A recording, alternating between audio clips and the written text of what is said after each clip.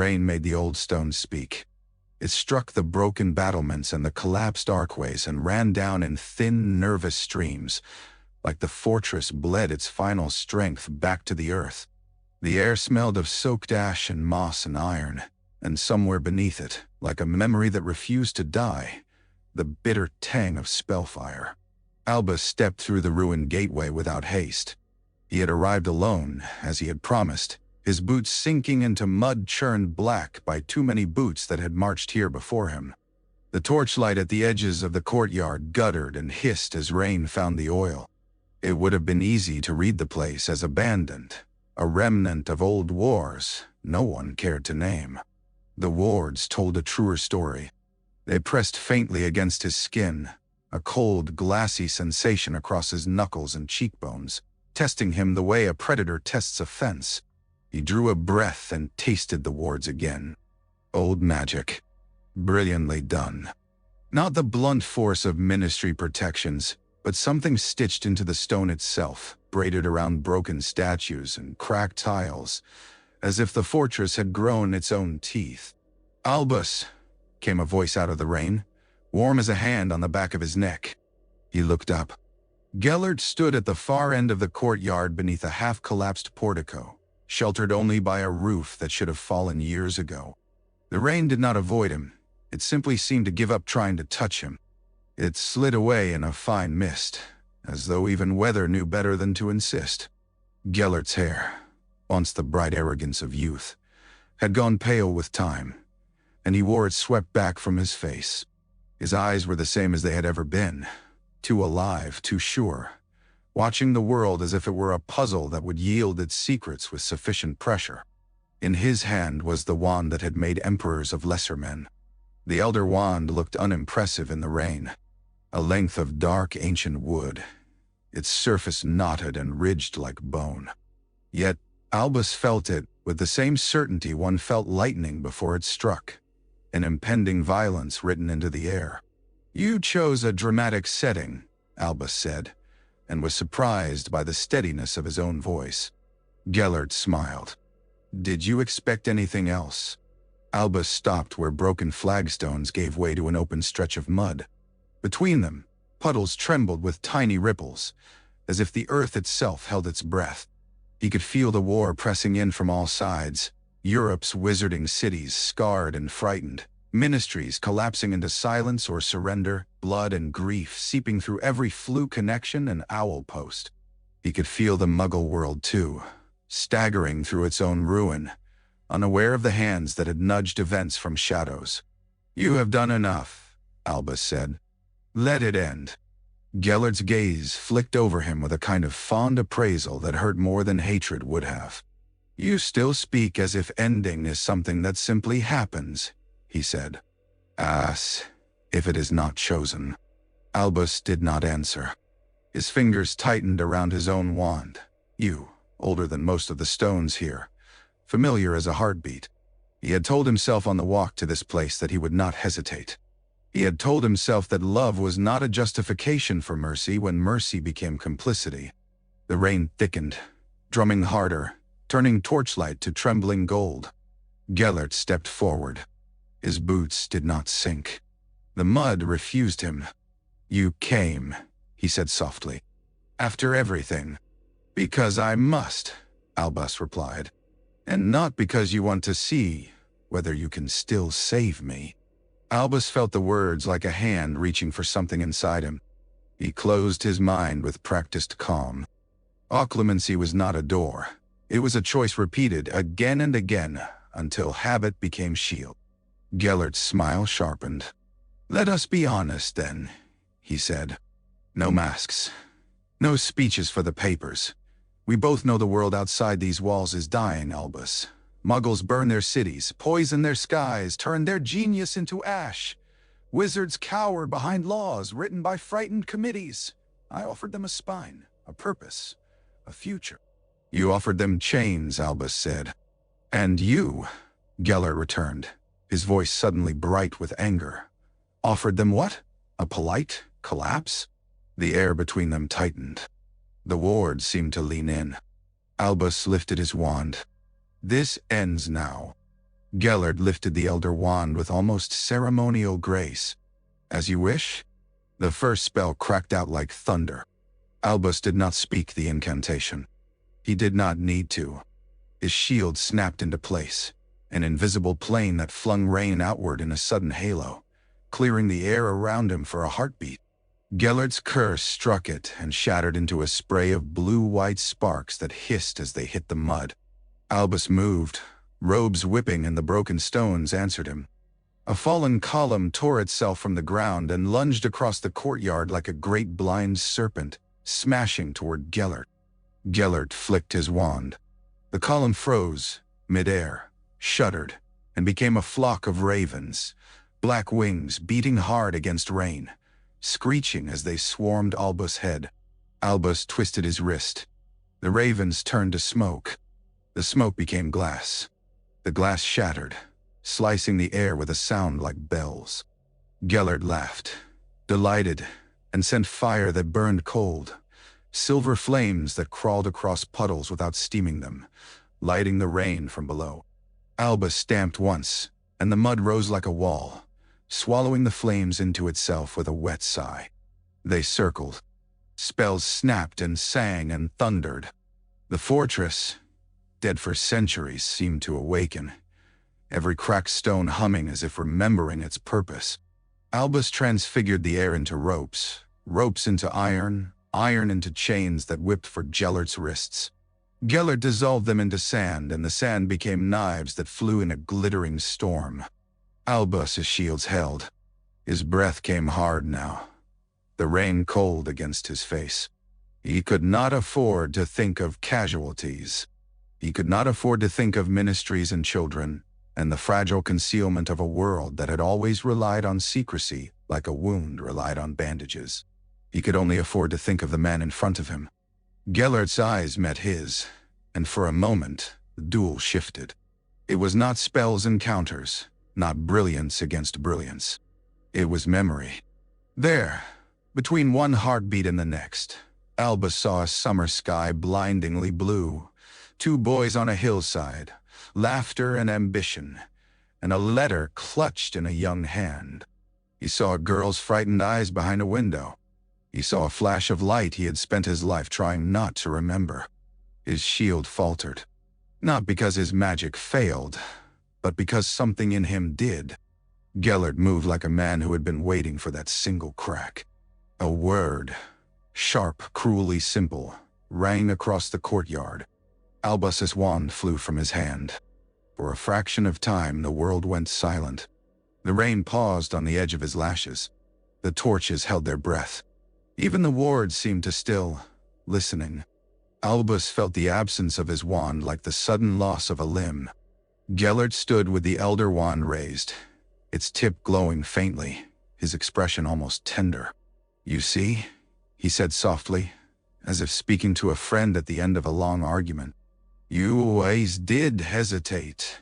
It is your finest virtue, and your greatest weakness." The first chain came from the mud like a thought turning into truth. It coiled around Albus' wrist and snapped tight with a cold bite that ran up his arm. Another followed, and another, black iron rising in slick loops, binding him with patient precision. Albus tried to move, to twist away, to call his wand back without words, but the chains were not merely metal. They were anchored to the wardwork itself, an enchantment threaded through stone and earth, drawing strength from the fortress' old bones. He met Gellert's eyes, and the impulse that rose in him was not fear. It was grief so sharp it felt like anger. "You planned this," Albus said, his voice low. Gellert's gaze softened. "I planned for everything," he replied. "It is what you always admired about me." Albus's arms were pulled outward, pinned at an angle that kept his shoulders stretched. Rain ran down his sleeves and dripped from his fingertips. His wand lay in the mud between them, half submerged, looking painfully ordinary. Gellert approached, boots finally meeting resistance as the mud accepted him for what he was. Flesh and weight and consequence. He stopped just close enough that Albus could see the fine lines at the corners of his eyes. the faint scar at his jawline that Albus did not remember from youth. Time had marked him, as it marked all men who demanded the world bend. "I could have killed you," Gellert said, almost conversationally. Albus forced himself to breathe. "You still can." Gellert's mouth twitched. "That is not what I want." "You want my surrender," Albus said. "I want your understanding." Gellert lifted the Elder Wand slightly, the gesture not threatening so much as declarative. "You have always been the one wizard in this world whose mind could match mine. You think I did not feel the emptiness of arguing with lesser men? They cling to their laws like drowning sailors. You—" His voice softened. "You see the shape of what must come, even when you pretend not to." Albus did not answer. He kept his eyes fixed on Gellert's face, refusing to let his gaze drift to the wand, refusing to let the awe of it contaminate him. Gellert leaned in, close enough that Albus could smell rain on wool and something sharper beneath it. A clean, almost metallic scent, like lightning on air. "Say it," Gellert murmured. "Say you understand why I cannot stop." Albus felt the chains tighten as if they responded to his pulse. He swallowed the ache in his throat. "I understand," he said, and watched hope flare in Gellert's eyes, brief, naked. Then Albus finished, quietly, "And I refuse." Gellert's expression hardened in an instant, like water freezing. For a moment, the older man in him, worn by war, tempered by victory, showed through, and it was uglier than youthful fanaticism. It was certainty. It was the conviction of a man who believed history had already chosen him. "You always did cling to refusal as if it were a moral achievement," Gellert said, as if saying no could substitute for action. Albus's reply rose and died behind his teeth. Words were not weapons here. They had never been. Not with Gellert. Around them, figures emerged from the rain like ghosts. Wizards and witches in dark coats, some with patched leather, some with the pale, severe elegance of old families that had found their calling at last. They moved with the discipline of soldiers and the eagerness of converts. Their wands were out. Their eyes were on Albus with the hungry, wary look people reserve for legends caught at last. One of them, a broad-shouldered man with a scar that split his eyebrow, stepped forward and tried not to look too pleased. "Is it done?" he asked. Gellert did not look away from Albus. "It is done," he said, and the words rolled through the courtyard like a pronouncement from a king. The man's lips parted in a grin before he could stop it. "The world will know. The world will be instructed," Gellert corrected, and finally turned, sweeping his gaze across his followers. "Bind him. Take his wand. He is to be harmed by no one." His voice sharpened. "No one." The scarred man hesitated. "You want him alive." "I want him useful," Gellert said. "Alive is the beginning of that." They moved in.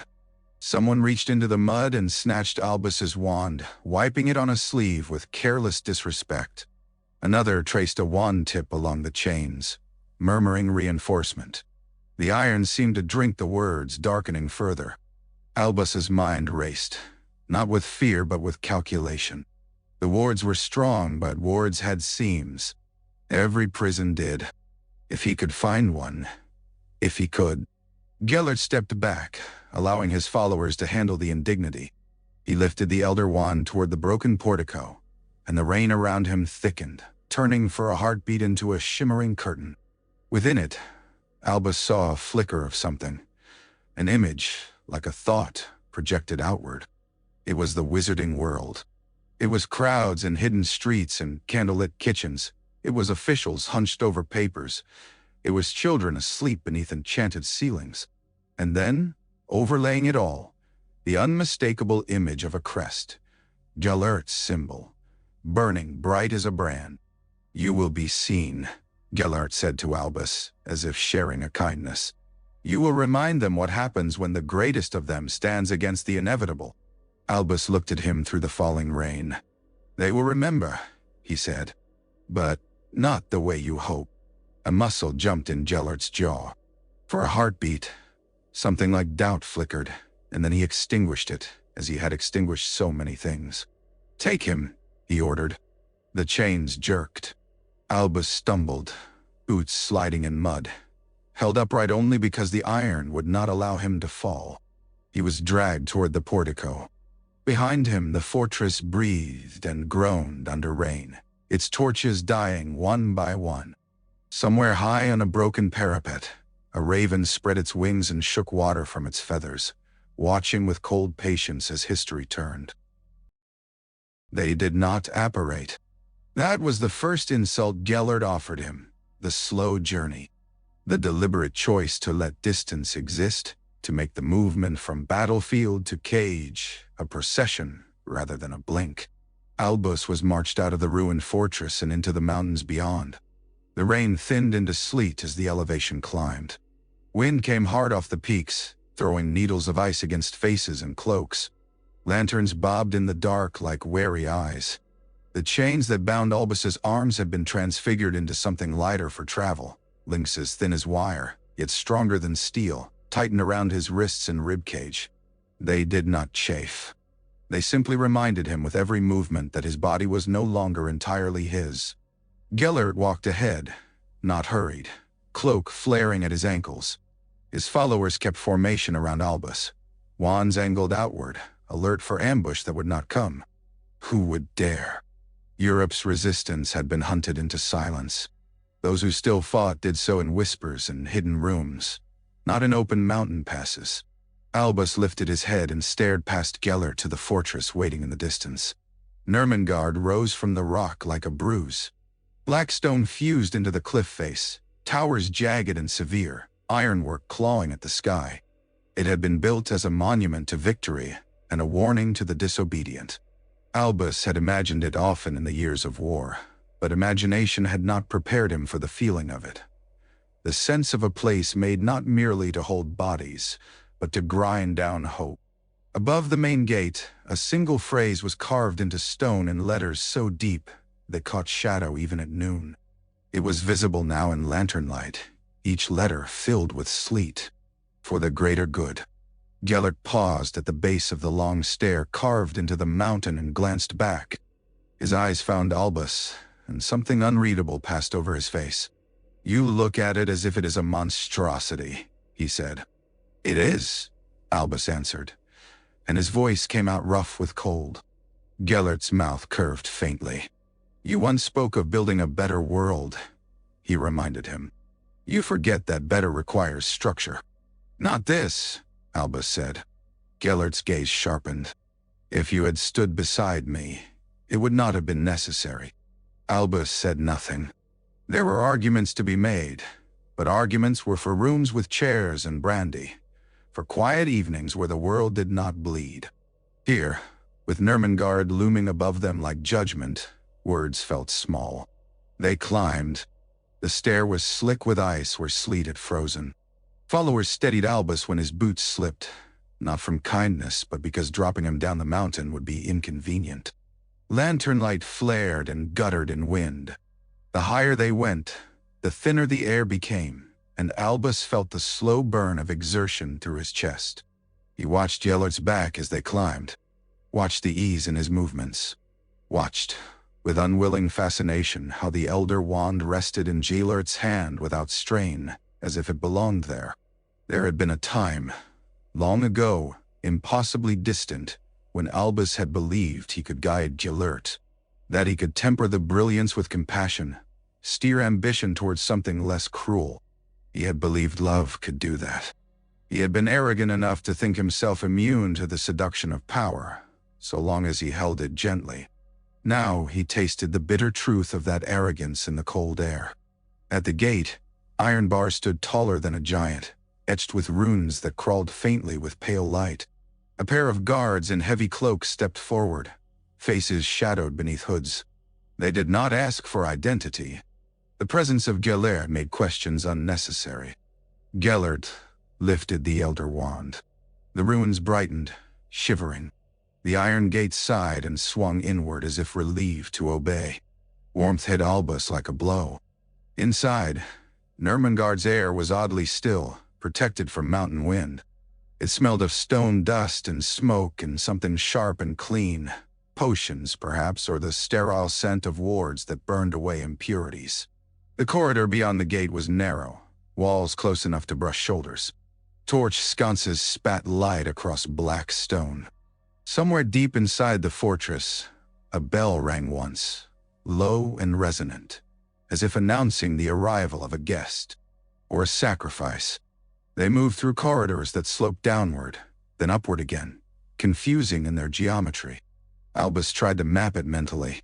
He listened for water, for drafts, for the subtle differences in sound that hinted at exits or weak points. He watched the torch flames for flickers that might betray hidden doors. The wards pressed harder here, heavy and intimate, like a hand on the back of his skull. At last they reached a chamber where the corridor widened into a circular room. The ceiling arched high. In the center stood a stone plinth carved with Gellert's symbol, dark lines sunk into rock like scars. Gellert stopped beside it and turned to face Albus. Torchlight caught his profile, making it sharp as a blade. "This is not your end," Gellert said quietly. "It is your pause." Albus stared at him. "You have always been good at pretending cruelty is mercy," he said. Gellert's gaze did not waver. "I have always been good at seeing what the world needs," he corrected. He lifted the elder wand. The chains around Albus tightened, pulling him forward until he stood before the plinth. For a moment, Albus felt the absurd urge to laugh. To stand here, in a room built as a theater for fear. After years of telling himself he would face this man without hesitation. It felt like an old tragedy playing out on a stage he had once helped construct. Gellert leaned closer, voice dropping to something almost gentle. "You will be comfortable," he said, as if that mattered. "You will be safe. No one will touch you without my permission." His eyes held Albus with a strange intensity. "And you will watch." Then he straightened, and his voice turned cold. "Take him to the highest cell." Hands seized Albus' arms. The chains moved with them, cooperating, steering. As he was led away, he caught one last glimpse of the carved words above the gate, through a narrow window high in the wall. "For the greater good." He wondered, not for the first time, how many horrors had been justified by words carved neatly into stone. The highest cell in Nurmengard was not a dungeon. It was worse, in its own way. A dungeon acknowledged darkness.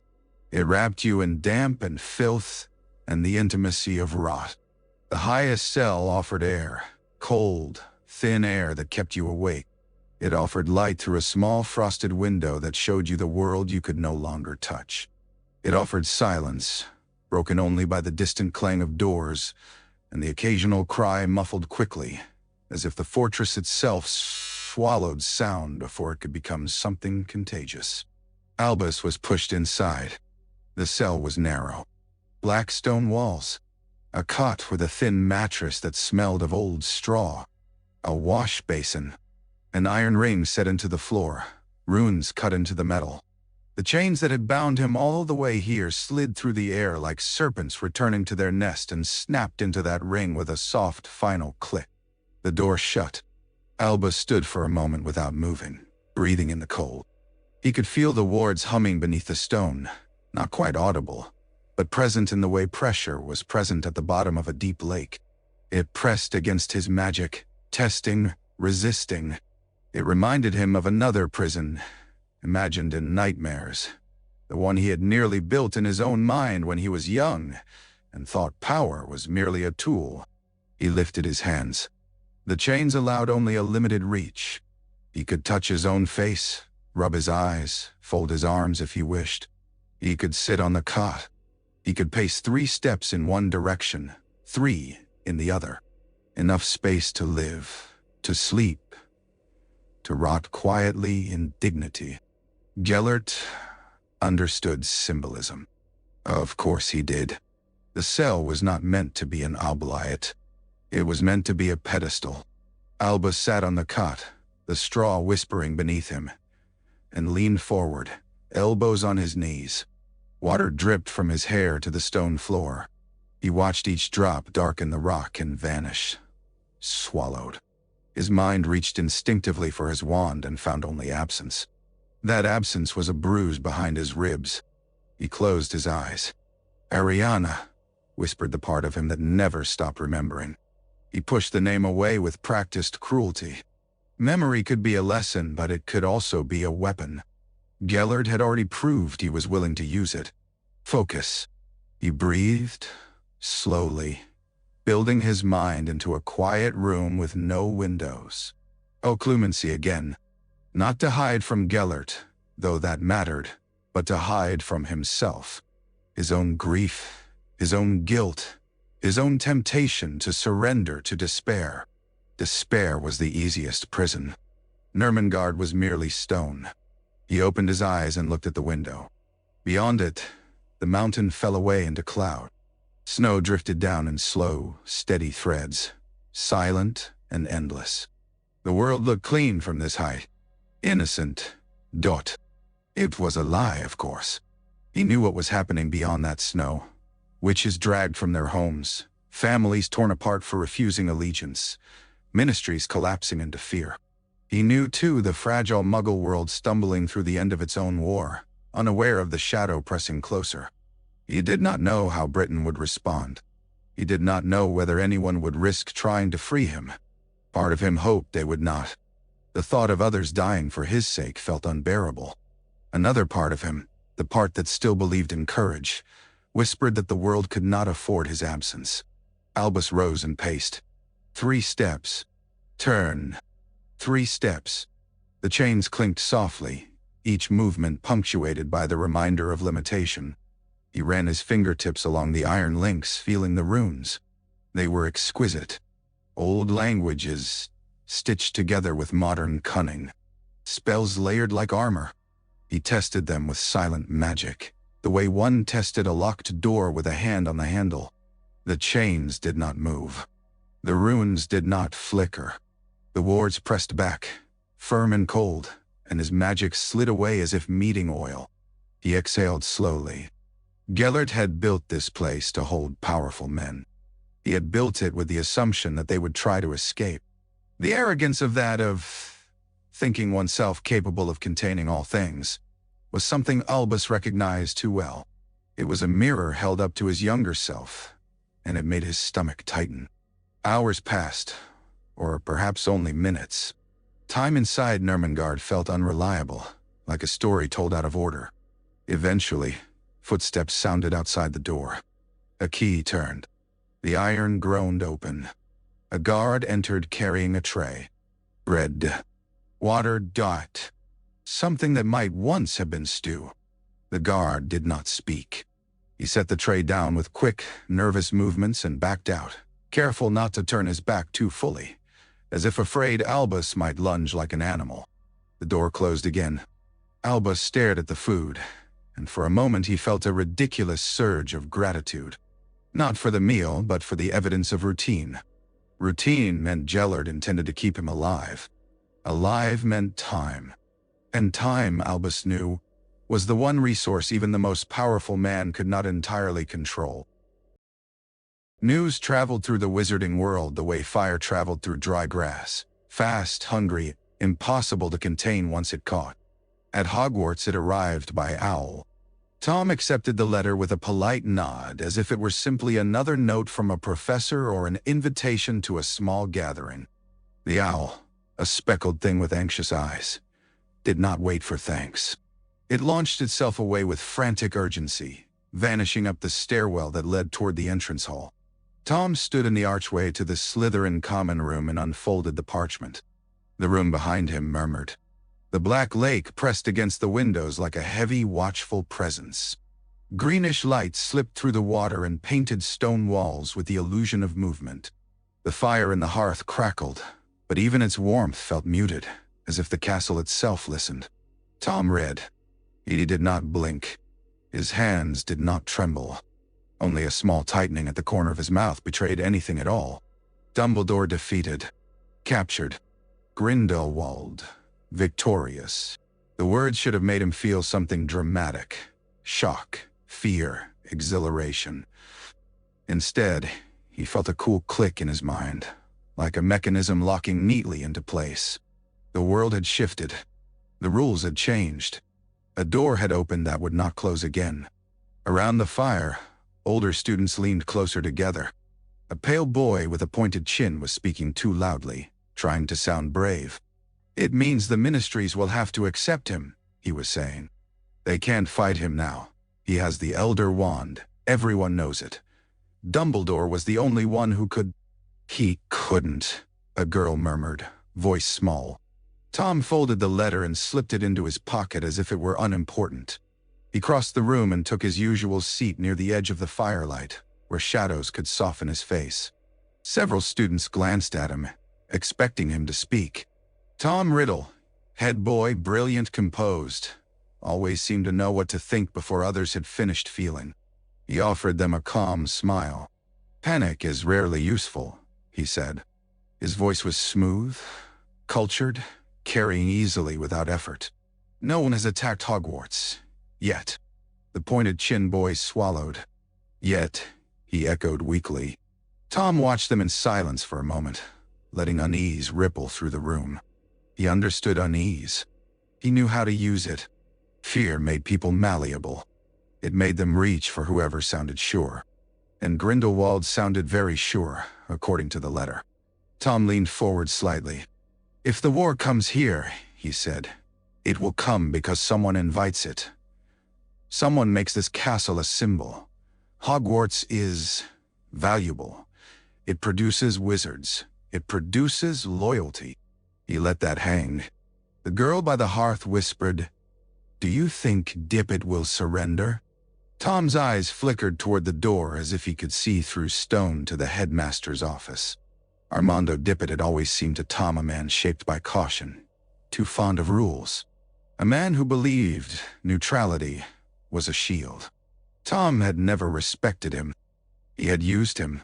"I think," Tom said softly, "that Headmaster Dippet will do what he believes keeps the school standing.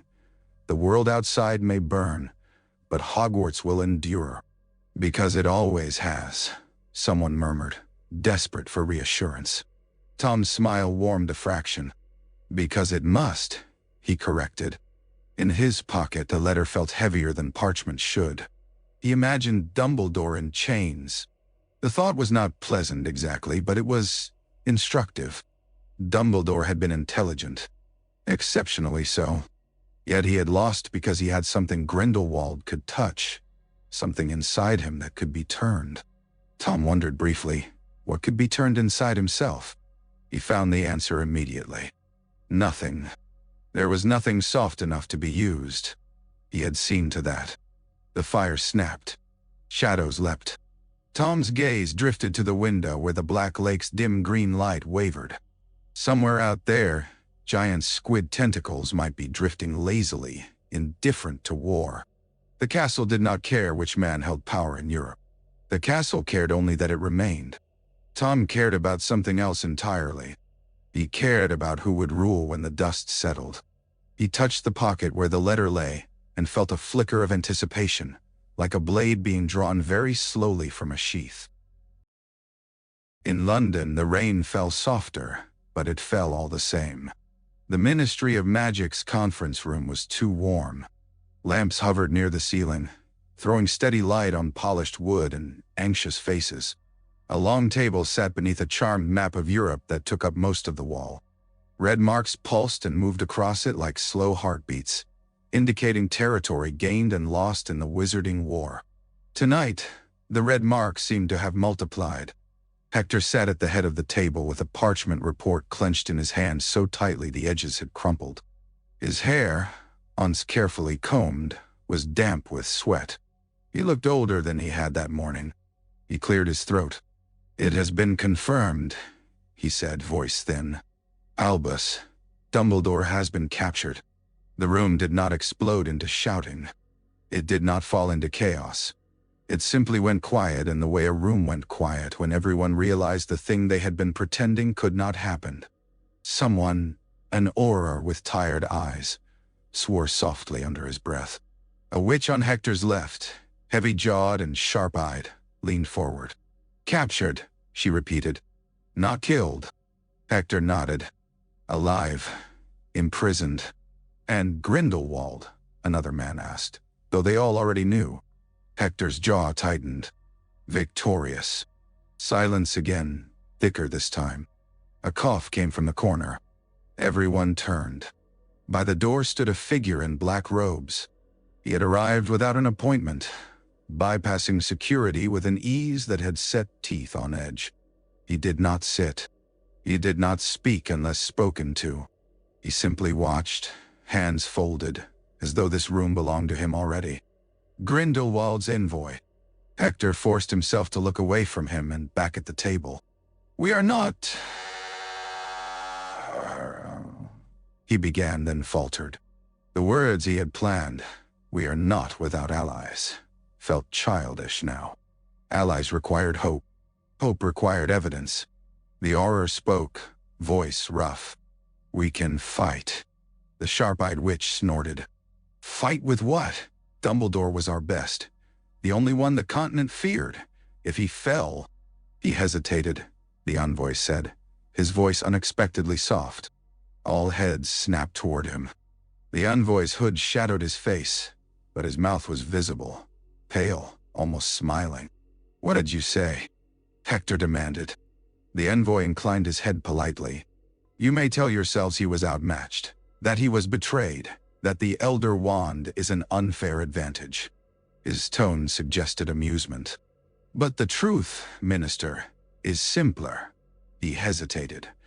"Your great champion could not do what needed to be done." The Auror half rose from his chair, wand hand twitching.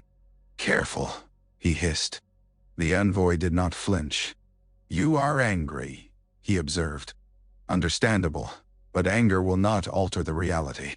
He looked at Hector. "My master offers terms." Hector's throat tightened. "Terms," he echoed. "Yes." The envoy stepped forward, black robe whispering. "Britain's ministry retains administrative control. Hogwarts remains open. Your people live." He paused, letting that sink in. "In exchange, you acknowledge the new order. You cease all support to resistance.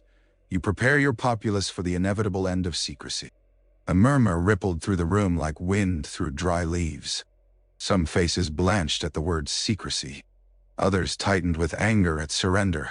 "We cannot..." Hector began. "You can," the envoy said, and the softness of his voice made it worse. "Because you have no one left who can stop him." Hector stared at the map. Red marks crawled across it. Ministries falling. Families fleeing. And somewhere far away, a black fortress built into a mountain held a man who had once been the world's last certainty.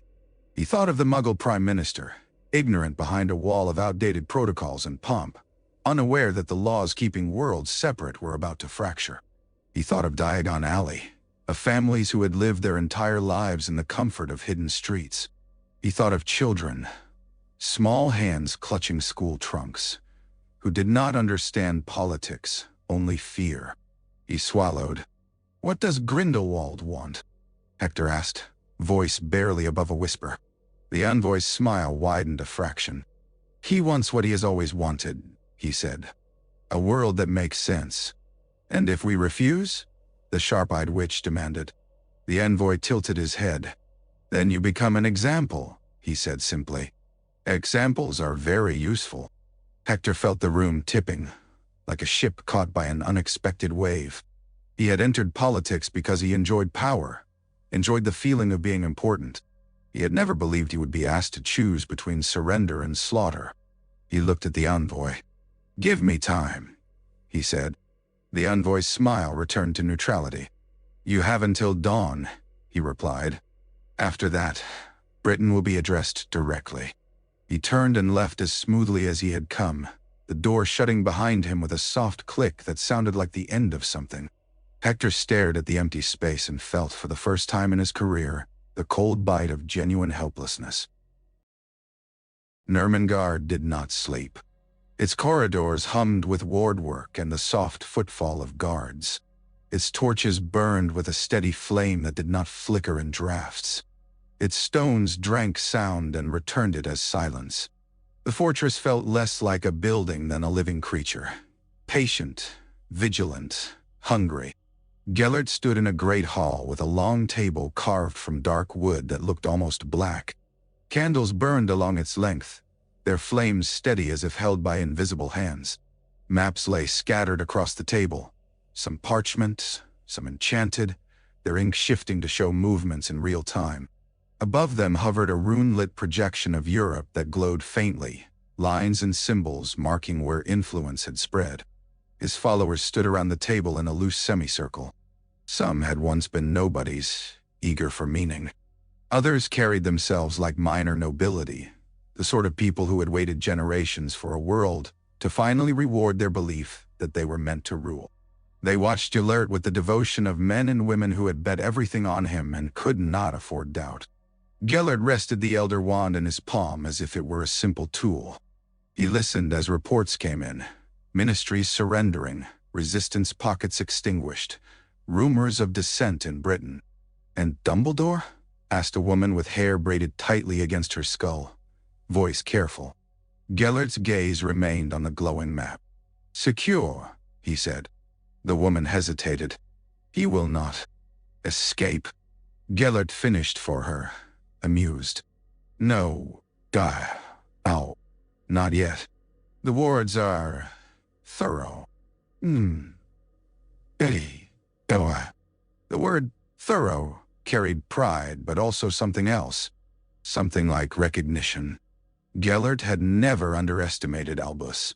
He understood too well what it meant to be trapped with one's own mind and too much time. A man with a narrow face leaned forward. "Britain will resist," he said. "Their ministry is stubborn. They will try to hide behind the statute." Gellert's fingers tightened slightly around the Elder Wand. "Then the statute becomes another relic," he said. "Like the ruins where Albus met me." The narrow-faced man swallowed. "And if they do not bend?" Gellert finally looked up, and the hall seemed to chill in response. His eyes, bright and merciless, fixed on the man. "Then they break," he said calmly. "Breaking is simply bending without permission." No one argued. Gellert moved a piece on the enchanted map, and symbols shifted. "Prepare the message," he said. "Not just to Britain, to the world." His gaze swept his followers. "They must see. They must understand that this is not a war between factions. It is the correction of a mistake." A younger wizard, face still soft with youth, cleared his throat. "My master," he began, then faltered under Gellert's look. "If the International Confederation..." "They will comply," Gellert said. "They have complied before. They will comply again." He turned the Elder Wand between his fingers, the motion absent-minded, like a man rolling a coin. "Fear is persuasive. The truth is persuasive, and I have both." The woman with braided hair stepped closer. "You could kill him," she said quietly, nodding toward the ceiling as if Albus were above them like a ghost. "End the symbol." Gellert's gaze sharpened. "No," he said, and the single syllable cut.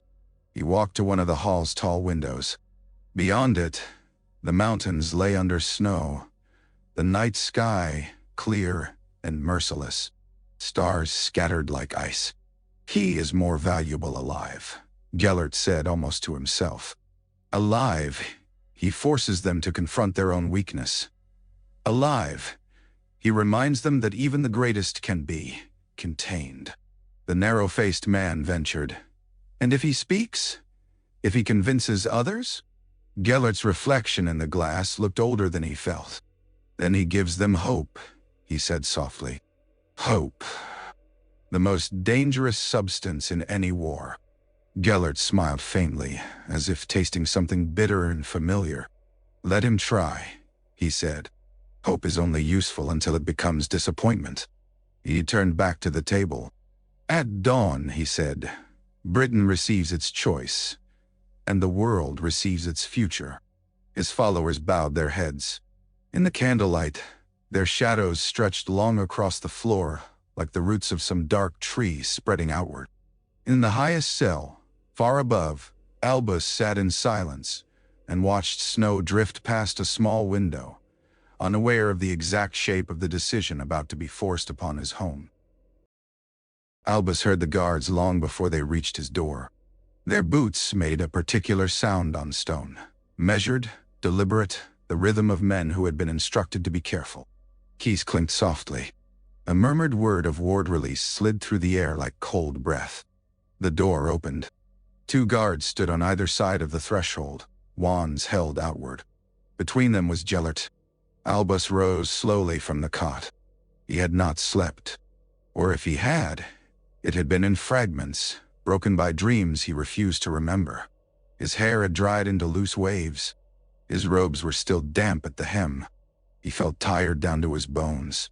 But the sight of Gellert sharpened something in him. "Albus," Gellert said, as though greeting an old friend in a drawing room. Albus did not answer. He waited. Gellert stepped into the cell. The guards did not follow. The door remained open behind him, but the corridor beyond was empty, as if the fortress had decided this conversation belonged to no one else. Gellert glanced around the cell, taking in its sparseness. "Acceptable?" he asked lightly. "Is that meant to be kindness?" Albus replied. Gellert's mouth curved. "It is meant to be practical.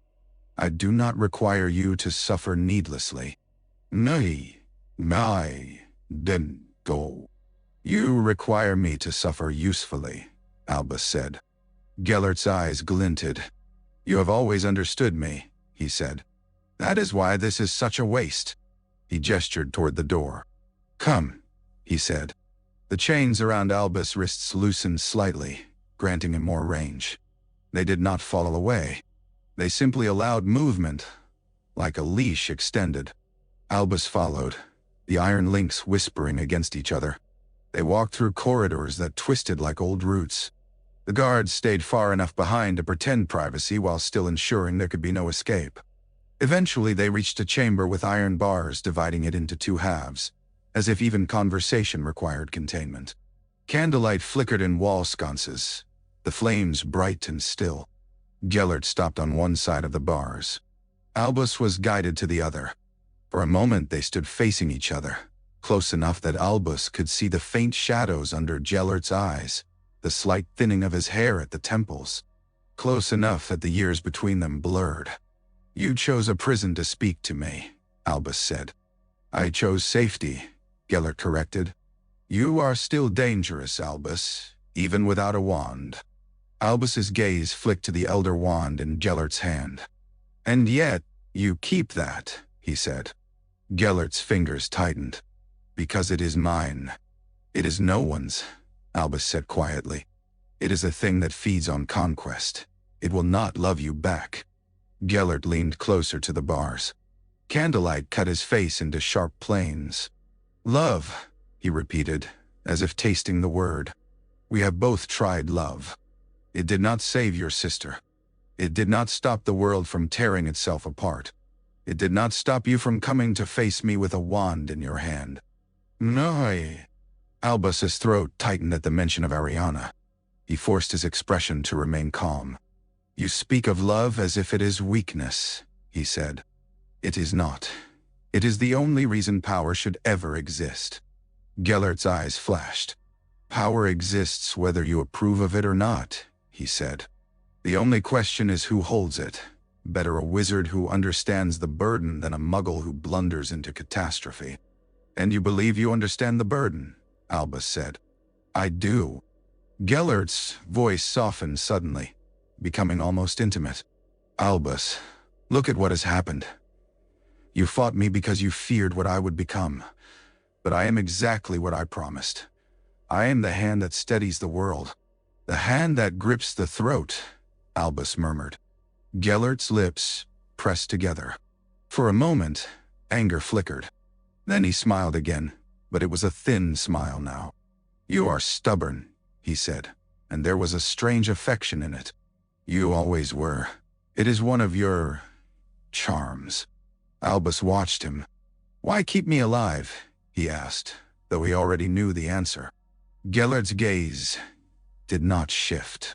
"Because," he said, "you are the only one who might understand. if you would stop clinging to childish morality. Albus felt something in him go cold. And if I never understand? He asked. Gellert's eyes darkened.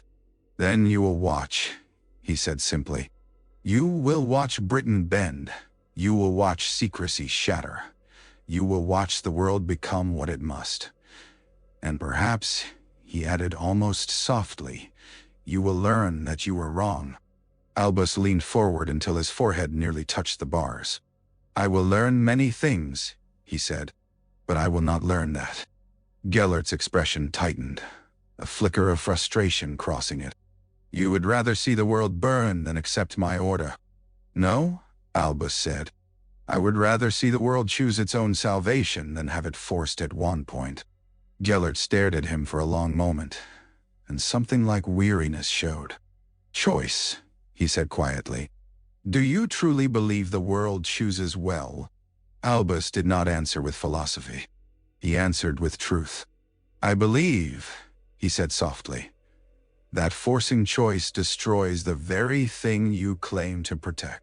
The candle flames trembled, as if reacting to the tension in the air. Gellert stepped back from the bars. His face hardened again into the mask of the conqueror. We have had this conversation before, he said.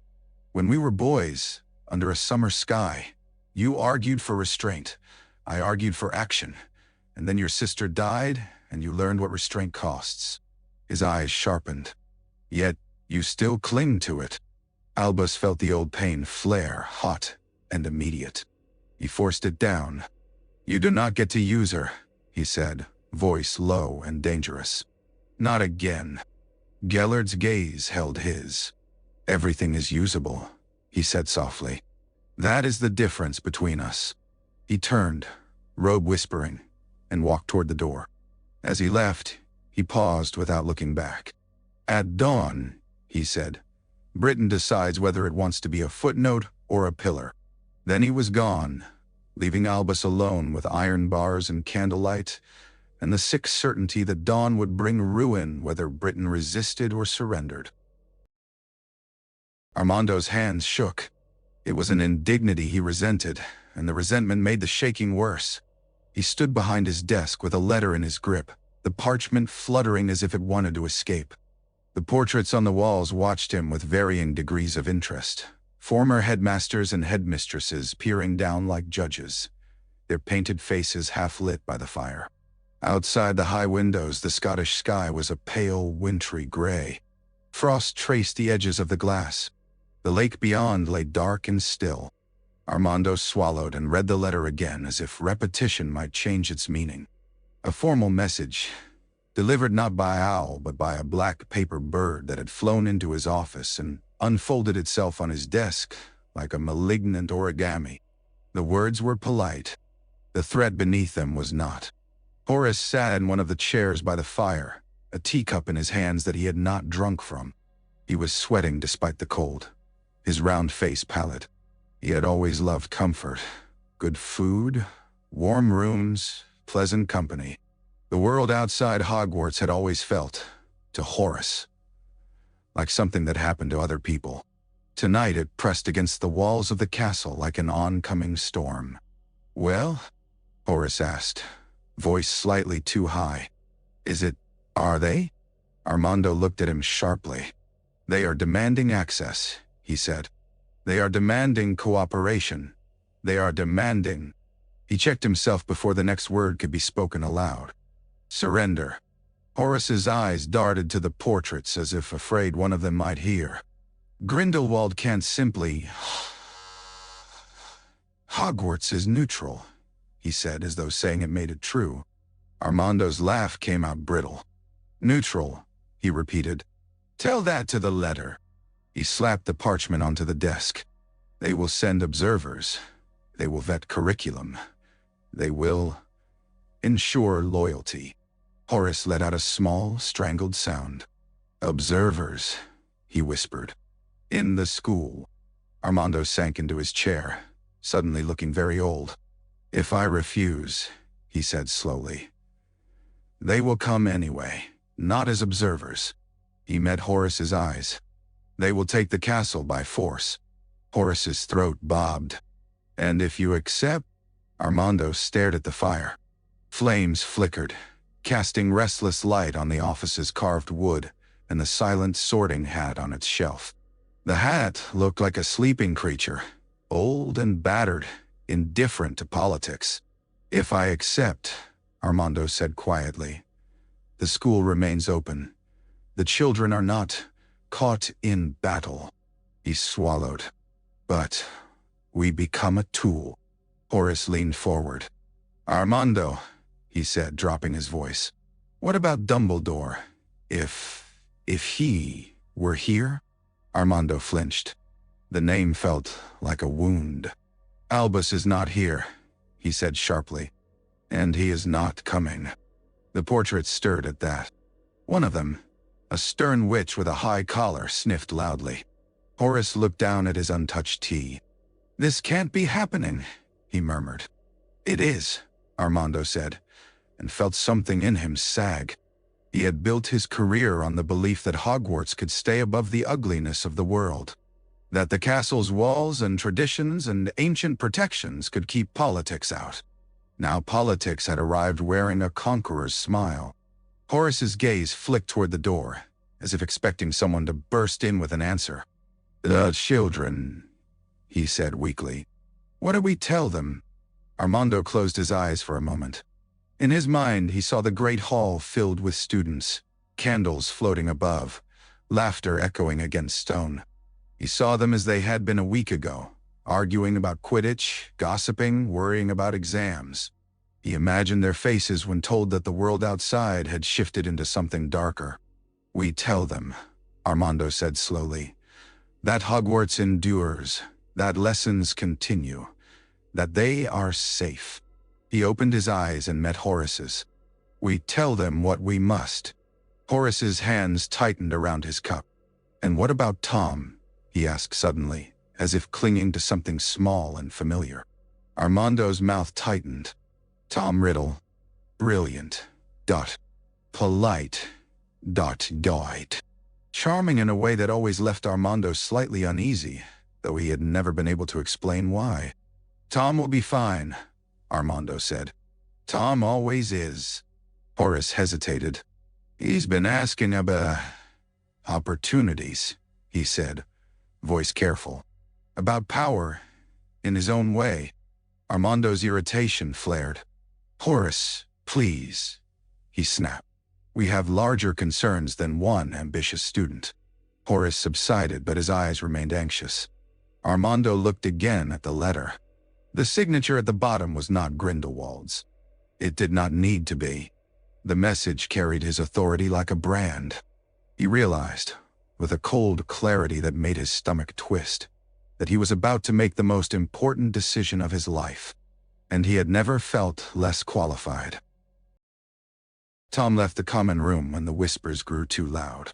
He moved through the corridors with the ease of someone who belonged to them. Hogwarts at night was a different creature than Hogwarts by day. Its torches burned lower. Its shadows deepened. The portraits murmured in their frames, speaking in half-dreams. Suits of armor stood in alcoves like silent guards, their metal faces blank. Tom walked alone, hands clasped behind his back, his footsteps measured. He had always enjoyed the castle most at night. It felt honest then, ancient, hungry. A place built not just for learning but for shaping the kind of people who would carry power into the world. He turned a corner and found a window looking out over the grounds. Snow had begun to fall, soft as ash. The lake reflected nothing but darkness. The forbidden forest beyond was a black smudge against the pale sky. Tom stood for a moment and watched the snow drift. Dumbledore captured, he thought, and felt the world settle around the idea. Dumbledore had always been a complication, an intelligent complication, annoyingly perceptive, inconveniently moral. Tom had never liked him, though he had admired him in the way one admired a dangerous animal from behind glass. Now Dumbledore was behind very thick glass. Tom's mouth twitched in something like satisfaction. He resumed walking. His destination was not the headmaster's office. That could wait. He did not care about Armando's decision except insofar as it might affect him personally. He cared about something else. He cared about the way the wizarding world responded to fear. Grindelwald had won because he understood fear. He wielded it like a weapon and a promise. He offered order in exchange for obedience. He offered certainty in exchange for freedom. Tom understood the appeal. He understood, too, the weakness in it. Grindelwald's ideology was broad. It relied on the devotion of many. It required a movement. Movements could fracture. Movements could be betrayed. Movements depended on people. Tom did not want to depend on people. He reached the third-floor corridor and paused. A suit of armor stood there, its helmet slightly askew, its halberd resting in metal hands. Tom glanced at it with mild interest and then continued past. The armor remained still, but Tom felt, as he always did, the faint sense that the castle watched him. He did not mind being watched. He had nothing to hide from stone and ghosts. He was, after all, what Hogwarts had made. His fingers brushed the wall as he walked, and he felt the cold rock beneath his skin. He wondered, idly, how many secrets were embedded in these stones, how much power slept beneath tradition and rule. He smiled faintly and kept walking, the snow falling outside like quiet applause. He went to Nocturne Alley the following day. Classes were technically still in session, but Hogwarts had a way of blurring rules for students with authority. Head boys could come and go with permission. Tom had long since learned how to acquire permission without being questioned. Armando's mind was elsewhere now, trapped in the tightening fist of politics. A charming request and a plausible story were enough. The alley greeted him with damp stone and smoke. Even in daylight, Nocturne Alley seemed reluctant to admit the sun. Shadows clung to doorways. A thin drizzle made the cobbles slick. Shop signs creaked. Their lettering faded, their charm work restless. Organ and Burke smelled of dust and old curses. The bell above the door gave a faint, unhappy chime when Tom entered. Behind the counter, Caractacus looked up with eyes that had seen too much and trusted too little. His hands were ringed with tarnished gold. His face was lined in a way that suggested not age but caution, as if his features had been carved by years of watching for betrayal. "Tom Riddle," Caractacus said, voice thick with suspicion. "Back so soon? Thought school kept you busy." Tom smiled pleasantly. "It does," he said. "But the world has changed. I thought it wise to be informed." Caractacus snorted. "Informed," he repeated, as if that were a polite word for something uglier. "Everyone's suddenly interested in dark things when they're frightened." Tom's smile did not falter. "Fear is instructive," he said. He set his school cloak aside with careful neatness. "I'm not frightened, Mr. Burke. I'm curious." Caractacus's eyes narrowed. "Curiosity kills," he said. "Only if it's clumsy," Tom replied. He moved through the shop as if it were a museum. His fingertips hovered near objects that would have made most wizards recoil. A blackened opal that throbbed faintly with trapped screams, a knife with a blade that seemed to drink light, a necklace of small bones strung on silver wire. Tom's gaze settled on a silver object in a glass case. It looked like a small cup, delicate, etched with symbols. Something in it tugged at him, faint as a thread. "What's that?" he asked casually. Caractacus followed his gaze and hesitated. "Not for sale," he said quickly. Tom's eyes flicked to him. "Not for sale," he echoed, amused. "Then why keep it where it can be seen?" Caractacus scowled. "Because some things aren't about coin," he muttered. "Some things are trouble." Tom leaned closer to the case. The symbols on the cup's rim looked old. Older than Hogwarts. Older than most of the objects in this shop. He did not recognize them, but he felt their significance in his bones. "Where did it come from?" he asked. Caractacus's mouth tightened. "Old family," he said grudgingly. "Wanted rid of it. Didn't want the curse. I'm holding it until—" He stopped, as if realizing he was speaking too much. Tom straightened. "Until what?" he prompted, gentle as a knife. Caractacus's eyes darted to the back of the shop, to a curtain that hid whatever lay beyond. He lowered his voice. "Until someone powerful decides what's worth keeping," he said.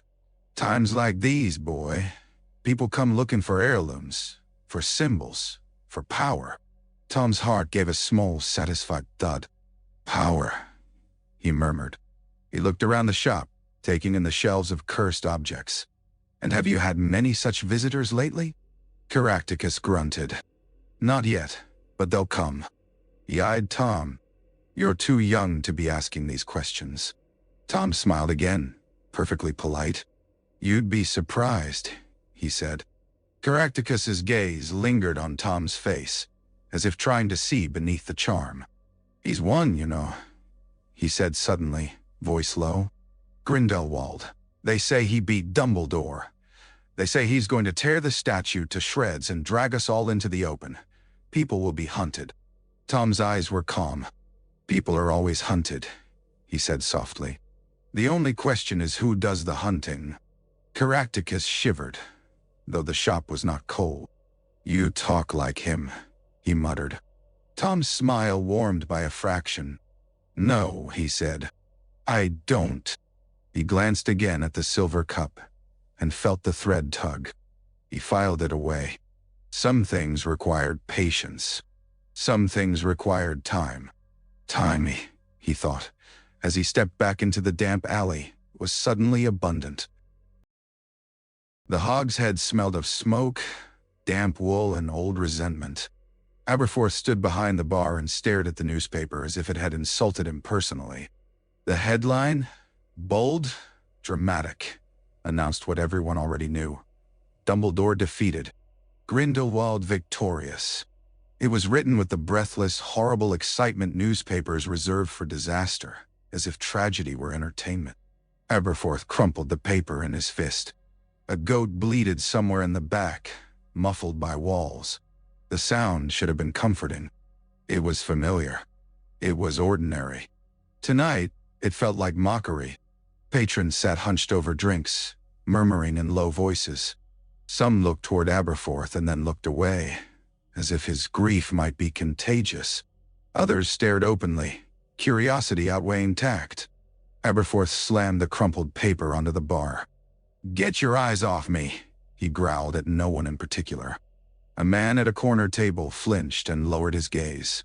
Aberforth poured himself a drink with hands that did not shake only because anger held them steady. He drank without tasting it. Fire burned down his throat, and he welcomed the pain. Albus, he thought, and the name was both curse and prayer. He had always known this could happen.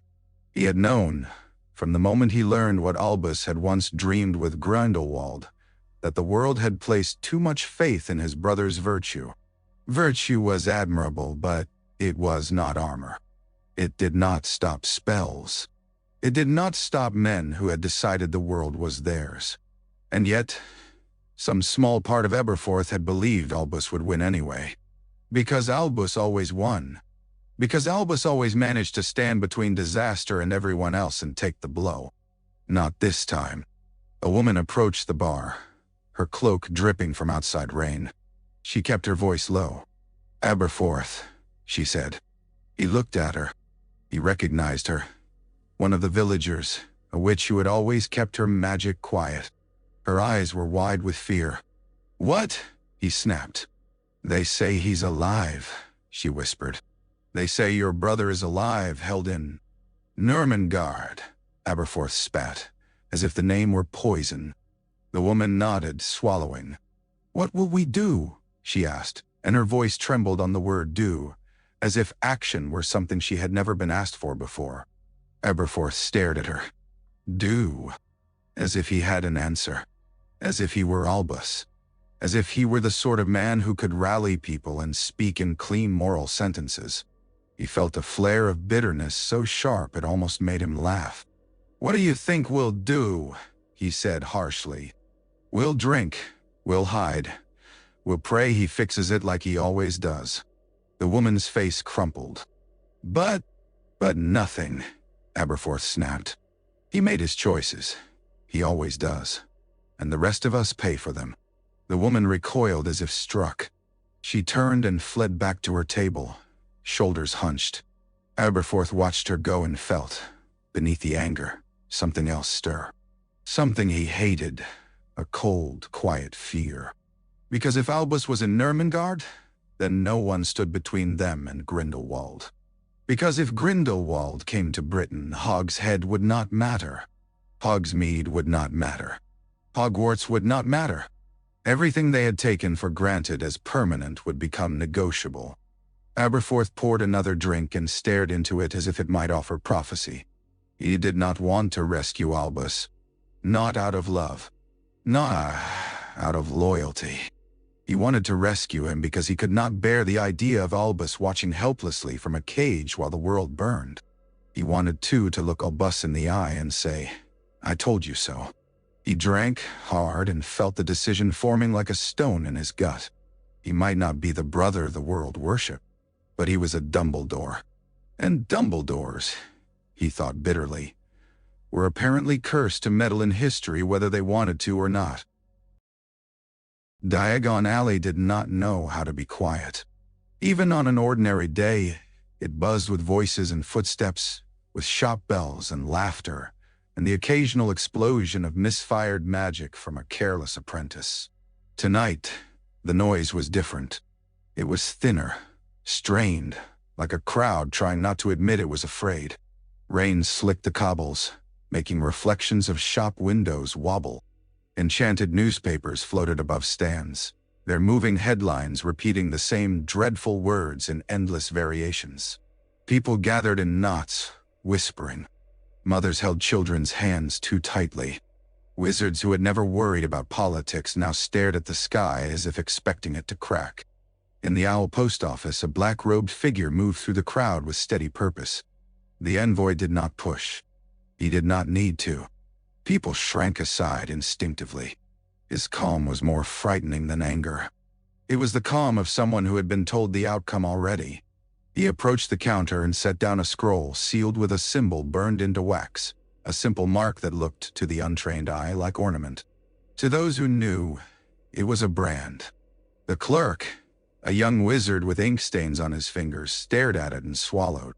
"Where is it going?" he asked, voice cracking.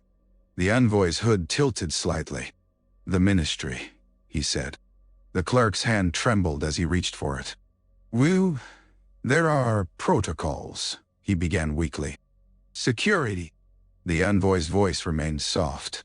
"This will arrive," he said. "Or you will." The clerk froze. His eyes flicked to the crowd behind the envoy, searching for help. The crowd looked away. Fear had made them polite. The clerk took the scroll with shaking hands and slid it toward the outgoing tray. "Of course," he whispered. The envoy inclined his head, almost courteous. He turned to leave, his robe brushing damp stone. As he moved through the office, a woman stepped into his path. She looked older, sharp-featured, her hair pinned back with the kind of practical severity worn by witches who had raised families and survived quietly. Her hands were clenched at her sides. "You can't do this," she said, voice trembling with rage. "You can't. He can't." The envoy stopped. He looked at her for a long moment. His face was still shadowed, but she could see his mouth, the faint curve of it. "He can," he said. The woman's eyes shone. "This is Britain," she hissed. "We have laws." The envoy's smile widened. "So did others," he said gently. "Laws are only as strong as the men willing to enforce them." The woman's breath hitched. For a heartbeat, she looked as if she might draw her wand. Her fingers twitched. Then a child behind her began to cry, frightened by the tension, and the sound broke whatever bravery she had gathered. She turned away, pulling the child close, shoulders shaking. The envoy watched her go with mild interest. Then he stepped out into Diagon Alley. Rain fell on his hood and slid off without soaking. He walked as if the street already belonged to him. Above the shops, the enchanted headlines continued to scroll and flicker. Dumbledore defeated. Grindelwald victorious. And beneath those words, the more frightening truth spread in whispers. Britain had until dawn. Albus felt dawn before he saw it.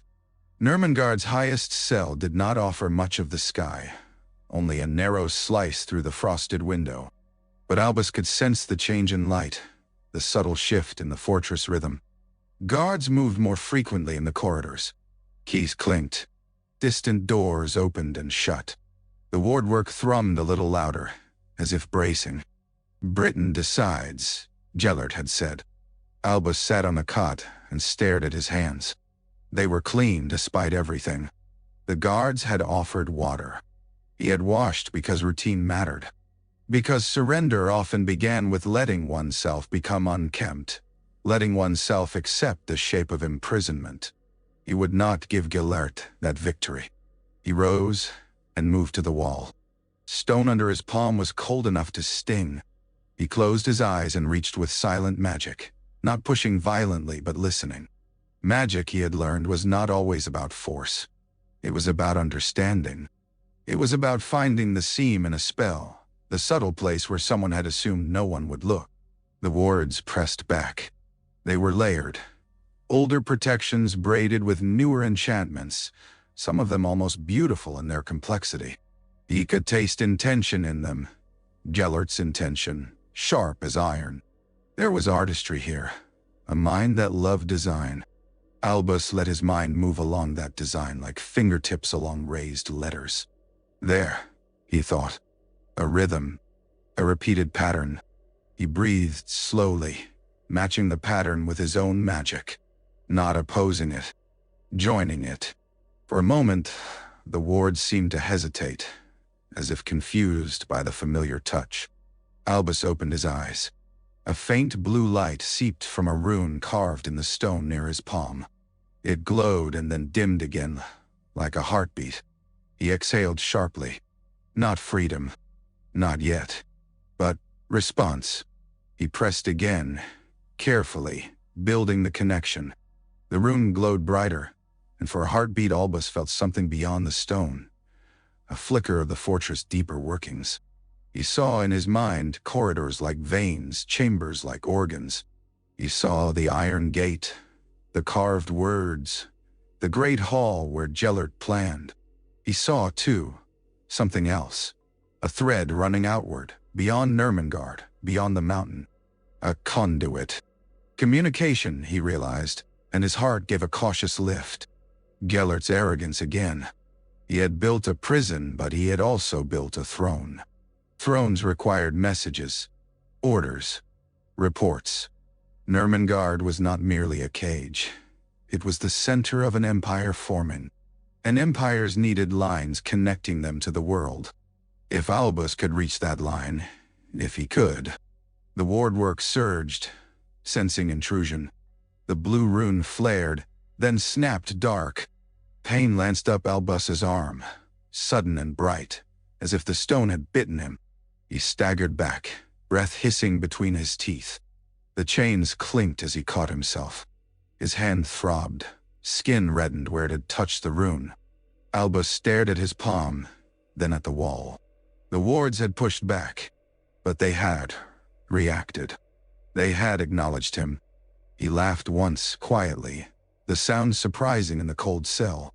It was not amusement. It was recognition. Even Nurmengard could not ignore him entirely. He sat back down, forcing his breathing to slow, and listened to the fortress' distant movements. Somewhere below, Gellert would be issuing orders. Somewhere far away, Britain would be weighing surrender against slaughter. Albus closed his eyes and held onto the image of that conduit like a secret flame. Time, he thought again, was abundant. And abundance, in the right hands, could become weapon. Dawn crept into the ministry like a thief. The conference room's lamps still burned, but the air had changed. It felt stale, heavy with hours of argument. Papers lay scattered across the table. Tea had gone cold. Faces had gone gray. Hector stood by the tall window at the end of the room and stared out at London's sky, where rain clouds thinned into a bruised, pale light. The Muggle city beyond was oblivious. Cars moved like beetles far below. Somewhere, factory chimneys breathed smoke into the morning. Ordinary life continued, unaware of the knife hovering. Behind Hector, the room murmured with exhausted voices. "We should refuse," the Auror insisted again, hoarse now. "If we give in, there's no coming back." "And if we refuse, he comes," the sharp-eyed witch replied, voice hard. "He comes to Diagon Alley. He comes to Hogsmeade. He comes to our homes. How many do you want dead to satisfy your pride?" "It's not pride," the Auror snapped. "It's principle." "Principle doesn't bury children," she hissed. Hector closed his eyes for a moment and pressed his forehead against the cool glass. He could feel his own reflection staring back, pale and frightened. When had he become this man? A minister who might sign away the wizarding world's most sacred law because he was afraid.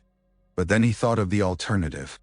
He thought of Grindelwald's envoy, calm as snowfall. He thought of Dumbledore captured, defeated. He thought of the map with red marks spreading like blood. He opened his eyes and stared at the sky. A clock ticked loudly on the wall. Its hands moved with deliberate cruelty. Minutes to dawn. Hector turned back to the room. Every face looked at him. Even the portraits in the ministry hallway beyond the door seemed to lean closer, listening. Hector cleared his throat. "If we accept," he said slowly, "we preserve lives. We preserve some measure of control." The words tasted like ash. "If we refuse, we become an example." The Auror's jaw clenched. "Better an example than a collaborator." Hector's voice rose, brittle. "And how many will die for your example?" he demanded. "How many children in Diagon Alley? How many in Hogwarts? How many in villages that have never seen battle?" Silence. The Auror looked away. Hector's hands trembled. He clasped them behind his back to hide it. "We can resist quietly," he said, and hated himself for the compromise.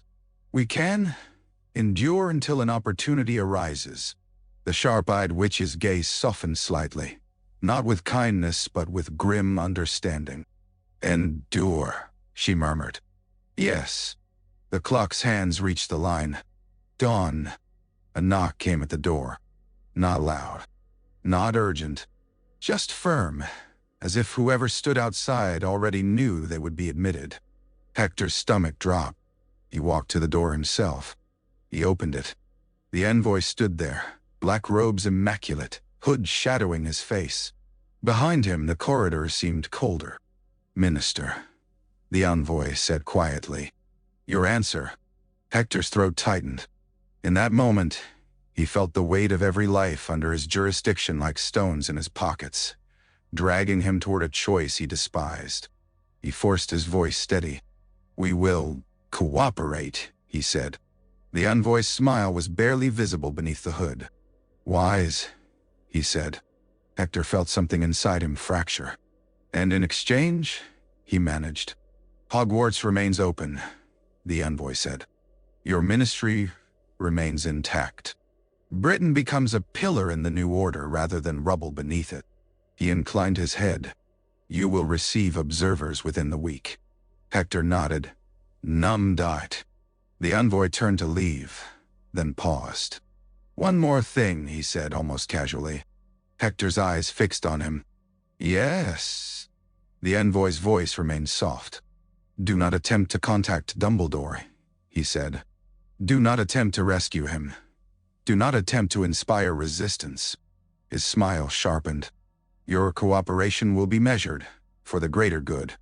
Then he was gone, his footsteps quiet on stone.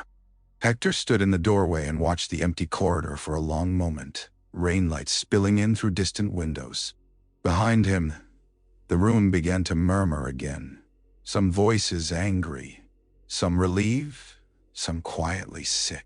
Hector closed the door and leaned against it, eyes shutting. Britain had bent. Now the question was what bending would do to its spine. The great hall was too bright for the news it held. Candles floated above long tables, their flames steady in the still air. Snowlight poured through the high windows, pale and cold, making the stone floor look almost silver. Students sat in their house rows, bodies close together as if warmth could be found in proximity. Their voices had been loud when they entered. Gossip, laughter, the usual chaos of youth. But word had spread quickly that this assembly was not ordinary. By the time Armando rose at the staff table, the hall had fallen into a hush so complete it felt unnatural. Armando looked down at them and felt the weight of hundreds of faces. Children, he reminded himself. Teenagers. Young wizards and witches who still believed the world made sense because adults insisted it did. Horace sat beside him, hands clasped tightly together. His eyes darted restlessly. Other professors sat stiffly, some pale, some angry, some carefully blank.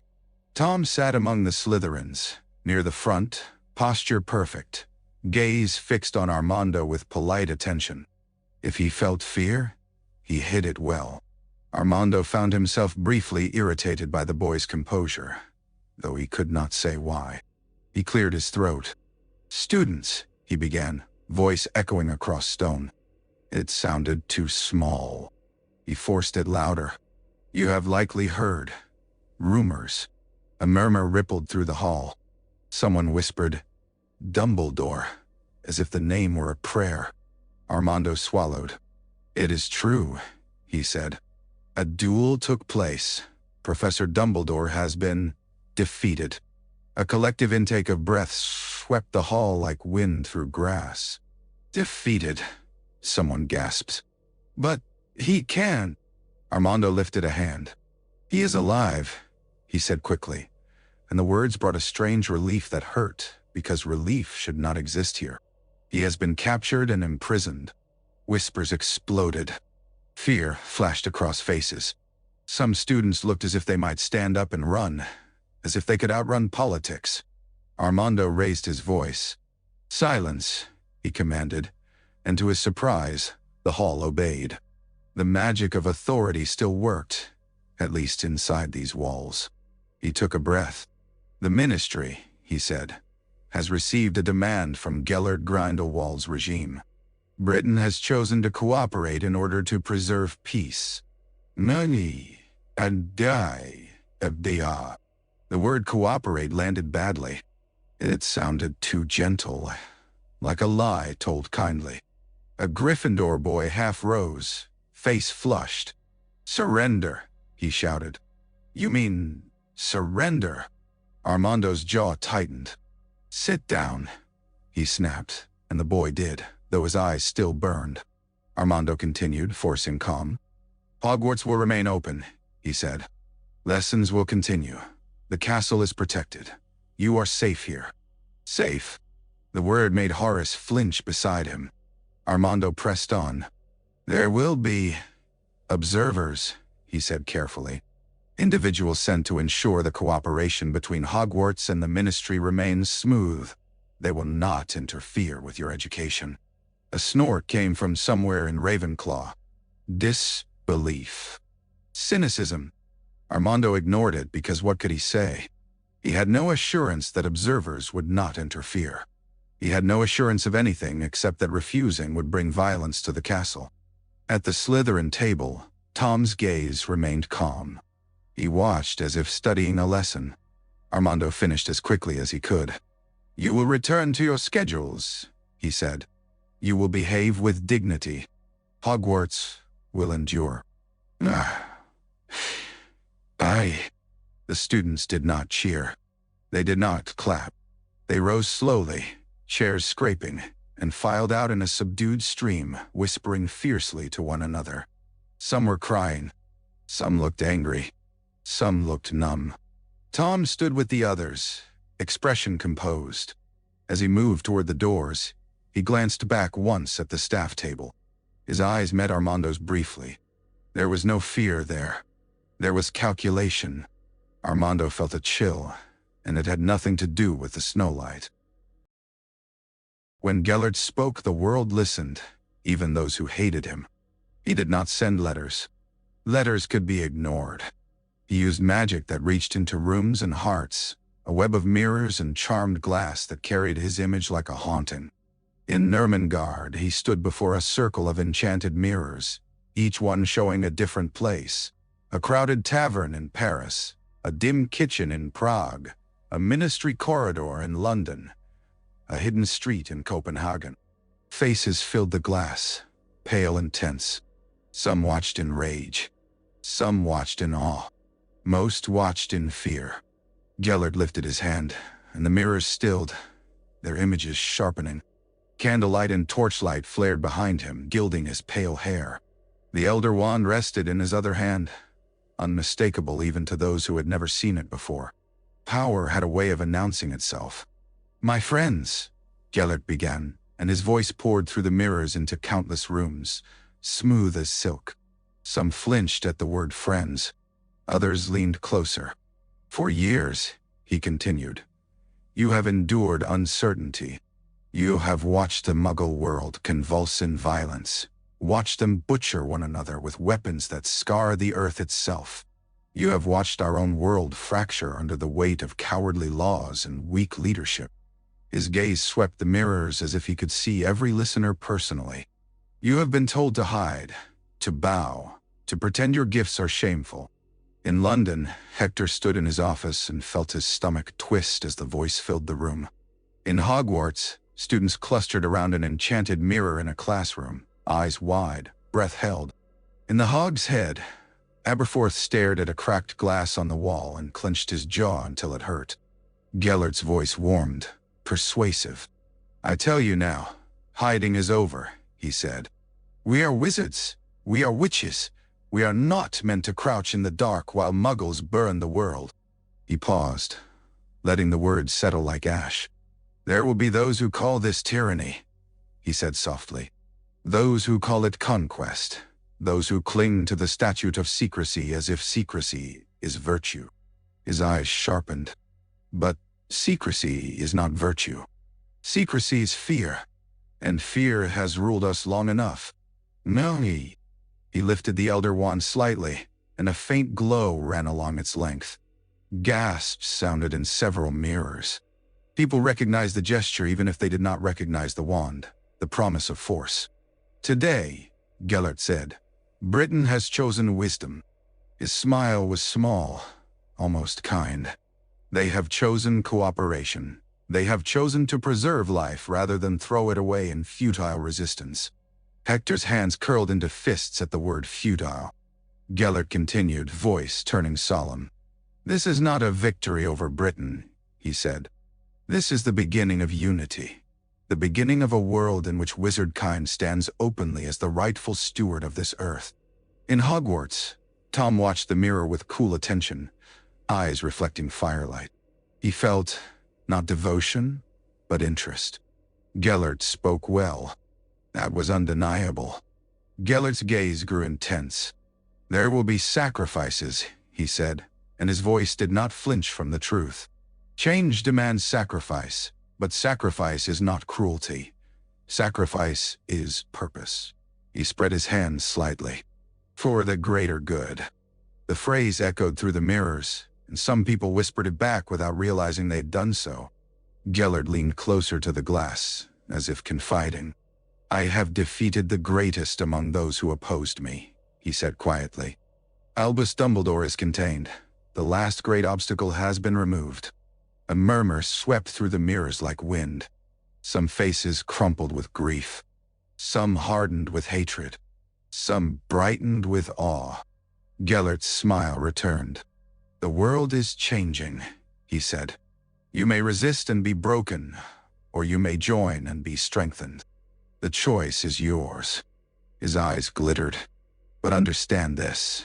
The future does not wait for the fearful." He lowered his hand. The mirrors dimmed slightly. "And now," Gellert said, voice softening into something almost tender, "go in peace. Be proud of what you are. Prepare. The age of hiding is over." The mirrors went dark. In rooms across Europe, silence fell, heavy and stunned. Then whispers began. Some angry, some excited, some terrified. Gellert had planted his words like seeds. And seeds, Albus knew from long ago, did not require permission to grow. After the mirrors went dark, the classroom remained frozen for several heartbeats. Students stared at their own reflections, as if expecting Gellert's face to reappear. Some began to cry. Others began to argue. A few sat in silence, pale and rigid, as though their minds had simply stopped moving. Tom did not stay to watch the panic unfold. He left quietly, stepping around groups of students as if they were furniture. He walked with the calm of someone who had already moved beyond fear and into planning. The castle's corridors welcomed him with familiar shadow. He found an empty classroom on the second floor and closed the door behind him. The room smelled faintly of chalk and old parchment. Desks sat in neat rows. A single torch burned on the wall, its flame wavering slightly, casting restless light across stone. The enchanted mirror that had carried Gellert's broadcast sat on a stand near the front, now dark and ordinary, reflecting only a boy in school robes. Tom stood before it for a moment and studied his own face. He looked imposed, controlled. His eyes held a faint brightness that some might mistake for excitement. Tom knew better. It was not excitement. It was hunger. He pulled a small notebook from inside his robe, black, battered at the edges. He had been careful with it. Private. Hidden. It held thoughts he did not share, questions he did not ask aloud. He sat at the front desk and opened it. On the page were lists, names, ideas, fragments of spells, written in a precise, elegant hand. Notes on bloodlines. Notes on objects that held history. Objects that held power. He wrote quickly, the quill scratching softly. Grindelwald. Elder Wand. Nurmengard. End of statute. Dumbledore captured. Weakness exploited. Love, guilt. Tom paused, quill hovering. Love, guilt, he wrote again. Underlined it once. Not as warning, but as instruction. He looked up at the dark mirror. He thinks he's inevitable, Tom murmured, voice barely audible. The mirror reflected his lips moving. It offered no reply. Tom smiled faintly. Everyone who thinks that, he said softly, is eventually surprised. He bent back over the notebook and wrote another line, more careful than the others. Power without dependence. He sat back and stared at the words. His mind moved, quick and cold, assembling possibilities. Grindelwald's empire would reshape the world. It would destroy secrecy. It would reorder governments. It would create chaos in which some would thrive. Tom intended to be one of those. He closed the notebook and slid it back into his robe. He stood and approached the window. Outside, snow continued to fall over the grounds, soft and relentless. The world looked peaceful from here. The illusion made him almost laugh. He rested his fingers on the glass and felt the cold seep into his skin. Somewhere in the mountains, Dumbledore sat in chains. Somewhere in Nurmengard, Grindelwald planned. And here, in Hogwarts, a boy who had been born in a Muggle orphanage and refused to remain small began to see the shape of a future that could belong to him. He turned away from the window and left the classroom, footsteps silent on stone. The next time Albus was taken from his cell, it was not for conversation. The chains loosened again, allowing him to walk, but they remained a constant weight. Guards flanked him, wands angled at his back. The corridor beyond his door was colder than he remembered, the torchlight harsher. The fortress seemed to be tightening around itself like a fist. They let him down. Nurmengard's interior was a maze of stone and iron. Corridors narrowed, then widened into chambers where shadows pooled. Staircases spiraled down into depths Albus had not yet seen. With each step, he felt the air grow heavier, thicker with the scent of bodies and old fear. They passed rows of cells. Most were empty, but not all. Behind iron bars, faces appeared, pale, gaunt, eyes too bright. Some prisoners pressed hands through the bars as Albus passed, fingers trembling. Others watched with dull resignation. A few spat curses, their voices raw. The guards ignored them. The guards had been trained not to recognize prisoners as people. It made their jobs easier. Albus's stomach tightened. He had known, intellectually, what Nurmengard was meant to be. He had imagined it. But imagination did not prepare him for the sound of it, the soft, constant murmur of misery, like water dripping in a cave. It did not prepare him for the smell, sweat and damp wool and despair that had no place to go. A hand reached through the bars and caught the hem of Albus' robe. He stopped, turning his head. The prisoner was a young wizard, perhaps in his 20s, face bruised, one eye swollen nearly shut. His fingers clenched the fabric desperately. "Dumbledore," he rasped, voice cracking. "Is it true? Did he win?" "No." Albus felt the guard's wand press harder into his back, warning him not to linger. Albus looked at the young man and saw, in his desperation, the same question repeated 1,000 times in the corridors. "Is there hope?" He forced his voice steady. "No," he said softly. He did not. The young man's face crumpled. His grip tightened. "Then we're finished," he whispered, and the words were not accusation, only grief. Albus swallowed. "No," he said again, more firmly. "You are not finished." The young man stared at him, disbelief flickering. "How can you?" he began. Albus leaned closer to the bars, lowering his voice so only the prisoner could hear.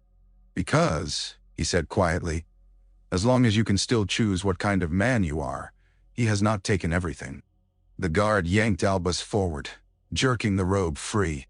"Move," he snapped. Albus stumbled, catching himself, chains clinking. He glanced back once. The young prisoner stood gripping the bars, eyes wide, as if those words had carved something new into him. Albus's heart tightened. Words were not weapons here, he had told himself. But perhaps they could be small sparks. Sparks that might survive even in stone. They led him into a chamber deeper in the fortress, where the air was colder and cleaner. A room built not for holding prisoners but for displaying them. In the center stood a chair of black wood with iron arms, its surface etched with runes. It looked too much like something designed to force compliance. Gellert stood beside it. He did not smile this time.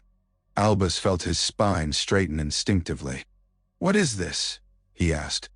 Gellert's gaze was hard. "An examination," he said. "You have been touching my wards." Albus's pulse remained steady only because he forced it. "I have been existing," he replied. Gellert's mouth tightened. "Do not insult me with wordplay," he said quietly. "I know you. I know your mind. I know you will try to find a seam in everything." He stepped closer, the elder wand glinting in torchlight. "And I will not have you reaching outward." Albus met his eyes. "Then you should have killed me," he said softly. For a heartbeat, something dangerous flickered across Gellert's face. Then it vanished, replaced by calm. "No," he said. "I will simply ensure you remain contained." He gestured toward the chair. "Sit." Albus did not move. Gellert's voice lowered, almost intimate. "Albus," he said, "do not make this uglier than it must be." Albus's gaze flicked past Gellert to the chair, to the runes carved into it. He recognized some of them. Restraint, die, silence, compliance. He looked back at Gellert. "Everything you do," he said quietly, "is uglier than it must be. Because you choose ugliness." Gellert's eyes flashed. The guard seized Albus and forced him into the chair. Iron arms clamped around his wrists. The runes flared faintly, cold and bright. Gellert lifted the elder wand. Albus closed his eyes and held onto the image of that conduit he had sensed, held onto the possibility of reaching outward like a hand reaching for air. He did not know what Gellert intended to do, but he knew with a sudden fierce clarity that the fight was not over simply because he had been disarmed. It had only changed shape. The courtyard of Nurmengard filled the way a wound filled, with inevitability. Torches burned along the walls, their flames bright against the snow-swept darkness. Black banners snapped in the mountain wind, their symbols stark. Followers gathered below in heavy cloaks and leather, faces upturned, eyes reflecting firelight. They stood shoulder to shoulder like an army at prayer. Gellert stepped onto the balcony above them, and the crowd quieted with the suddenness of obedience. The Elder Wand was in his hand, pale against the night. Beside him, guards brought Albus forward. Chains bound Albus' wrists and ran down to an iron belt at his waist, then to a ring held by a guard as if he were leading an animal.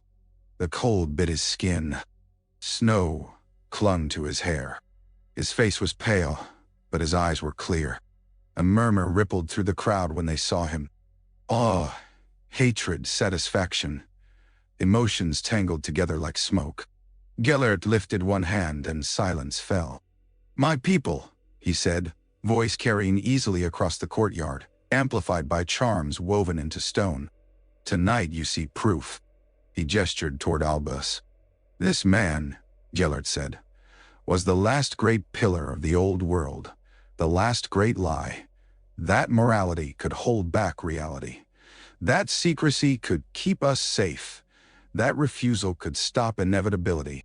Albus stared out at the crowd. He saw faces he did not recognize. He saw, too, faces that looked uncomfortably familiar. Men and women who might once have been ordinary, now hardened into zealots by fear and devotion. He saw the hunger in their eyes, the craving for certainty. Gellert's voice softened, becoming persuasive again. "I did not kill him," he said, and the crowd murmured. "Because this is not about vengeance. This is about truth. Truth does not require slaughter. It requires clarity." He turned slightly toward Albus, eyes glittering. "Tell them," he said quietly, too softly for the crowd to hear. "Tell them you understand now." Albus met his gaze. For a heartbeat, memory flared. Summer sunlight, a hillside. Two boys dreaming of changing the world. He saw it like a ghost hovering over the balcony. Then he saw Ariana's eyes. He looked back at the crowd and something steadied in him, as if the weight of so many witnesses made him sharper rather than weaker. "No," Albus said clearly. The word cut through the courtyard like a blade. A gasp rose from the crowd. Anger flared in faces. The guards stiffened, wands twitching. Gellert's expression did not change, but Albus saw the tightness in his jaw. Albus continued, voice carrying farther than it should have, as if the fortress itself could not entirely silence him.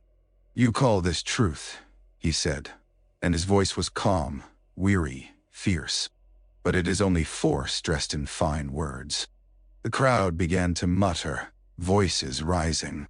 Some shouted curses. Some shouted for silence.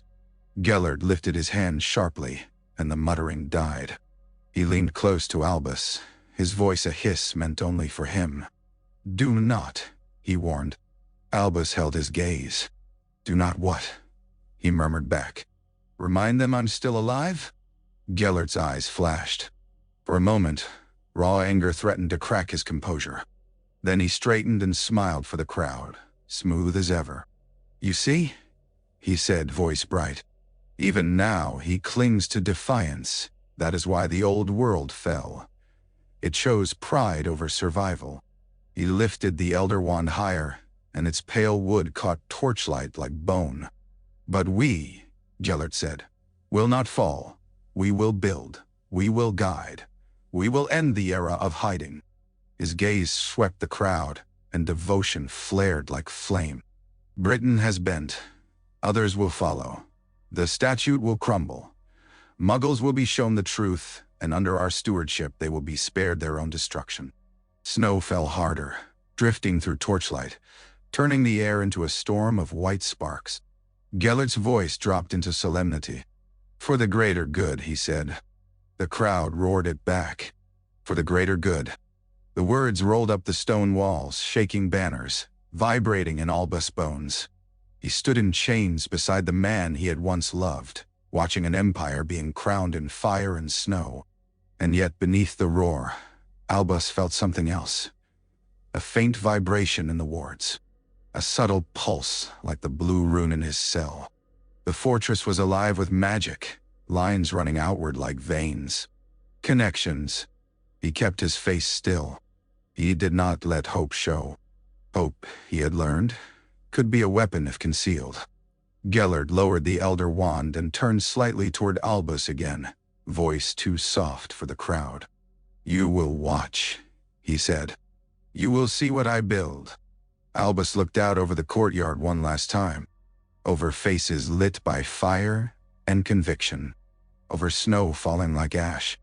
"I will watch," he said quietly, "and I will remember." Gellert's smile tightened. He turned back to his followers, arms spread as if embracing the world. Below, the crowd roared louder, drowning out everything else. Above them, in the cold mountain night, the snow kept falling. Silent, relentless, as if the sky itself refused to choose sides.